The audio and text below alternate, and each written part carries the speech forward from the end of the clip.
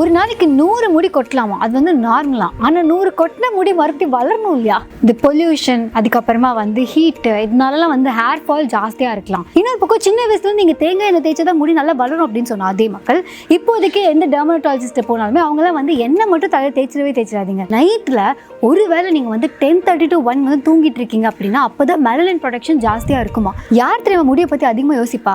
லைஃப்பில் அவங்களுக்கு பெருசாக யோசிக்கிறதுக்கு எதுவுமே இல்லை அப்படின்னா தான் முடியை பற்றி யோசிப்பாங்க அப்படின்னு வேறு போட்டிருந்தாங்க.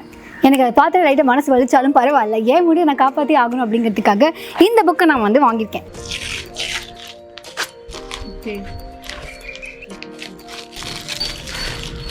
Secret of healthy hair, love for ஷியோர் அப்படிங்கிறவங்க வந்து எழுதியிருக்காங்க இந்த புக்கை. இல்லை இந்த புக்கை நீங்கள் தப்பி தவறி ஆல்ரெடி படிச்சிருந்தீங்கன்னா இதனால உங்களுக்கு ஏதாவது ஹெல்ப்ஃபுல்லாக இருந்துச்சா அப்படிங்கிறது நீங்கள் ஷேர் பண்ணலாம். ஆர்ஜி அனந்தி ஆகிய என்ன ஃபேஸ்புக், இன்ஸ்டாகிராம், ட்விட்டர் இந்த மாதிரி இடத்துல வந்து நீங்கள் வந்து அட்டாக் பண்ணலாம். இல்லை வந்து த புக் ஷோவையும் வந்து நீங்கள் ரீச் பண்ணலாம். ஃபேஸ்புக்கில், இன்ஸ்டாகிராமில், ட்விட்டரில் இந்த மாதிரி இடங்களை வந்து ரீச் பண்ணலாம். ஓகேவா? பாய்.